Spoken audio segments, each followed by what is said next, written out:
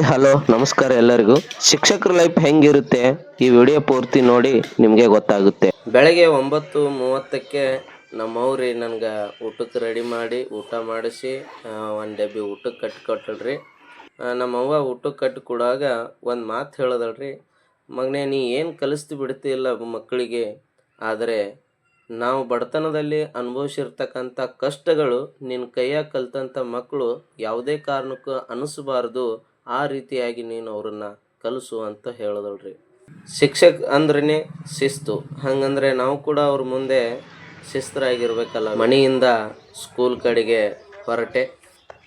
ಬೆಳಗಿನ ಜಾವ ತಂಪಾದ ಗಾಳಿ ಬೀಸುತ್ತಿದೆ, ಆರಾಮವಾಗಿ ಪಯಣ ಸಾಗುತ್ತಿದೆ.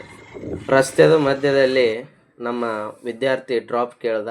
ಅವನು ಕೂಡ ಗಾಡಿಯಲ್ಲಿ ಕೂತ್ಕೊಂಡು ಶಾಲೆಯ ಕಡೆಗೆ ಹೊರಟಿವೆ. ಇದೇ ನೋಡ್ರಿ ನಮ್ಮ ಸ್ಕೂಲು, ಎಷ್ಟು ಚೆನ್ನಾಗಿದೆ. ಪ್ರಕೃತಿ ಮಡಿಯಲ್ಲಿ ಕಲಿಯಲು ಬಹಳ ಸುಂದರವಾದ ಸೊಗಸವಾದ ಶಾಲೆ ಇದೆ. ಹೆಂಗಿದೆ ನಮ್ಮ ಸ್ಕೂಲು? ಅದ್ಭುತವಾಗಿದೆ ಅಲ್ವಾ? ಬಂದ ತಕ್ಷಣ ಮಕ್ಕಳೆಲ್ಲ ನಮಗೆ ಗುಡ್ ಮಾರ್ನಿಂಗ್ ಹೇಳಿದ್ರು ಮತ್ತು ನಮ್ಮ ಸಹ ಶಿಕ್ಷಕರು ಕೂಡ ನಮಸ್ಕಾರವನ್ನು ಸ್ವೀಕರಿಸಿದರು. ಇವರು ನಮ್ಮ ಶಾಲೆಯ ಮುಖ್ಯ ಗುರುಗಳು. ಇವರಿಗೆ ಫಸ್ಟ್ ಹೋಗಿ ನಮಸ್ಕರಿಸಿದೆವು. ಇವರೇ ನೋಡ್ರಿ ನಮ್ಮ ಎಲ್ಲ ವಿಷಯಗಳ ತರಗತಿಯ ಶಿಕ್ಷಕರು, ನಮ್ಮ ಸಹ ಶಿಕ್ಷಕರು ಕೂಡ ಹೌದು. ಮಕ್ಕಳಿಗೆ ಪಾಠ ಬೋಧನೆ ಮಾಡುವ ಸಮಯ.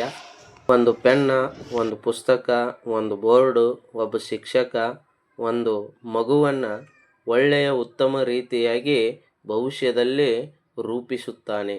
ನೆಕ್ಸ್ಟ್ ಕ್ಲಾಸ್ ಪಾಠ ಬೋಧನೆಯ ಸಮಯ. ಎಲ್ಲರೂ ಚಿತ್ರಗಳನ್ನು ತೆಗೆದುಕೊಳ್ತಾ ಇದ್ದಾರೆ. ನಮ್ಮ ಹಿರಿಯ ಶಿಕ್ಷಕರ ಜೊತೆಗೆ ನಮ್ಮ ಆಫೀಸ್ ವರ್ಕ್. ಸ್ಕೂಲ್ ಬೆಲ್ ಐತ್ರಿ, ಮಕ್ಕಳುಗಳೆಲ್ಲ ಮನೆಗೆ ಹೊರಟ್ರಿ, ನಾವು ಕೂಡ ಮನೆಗೆ ಹೊರಟೆವು.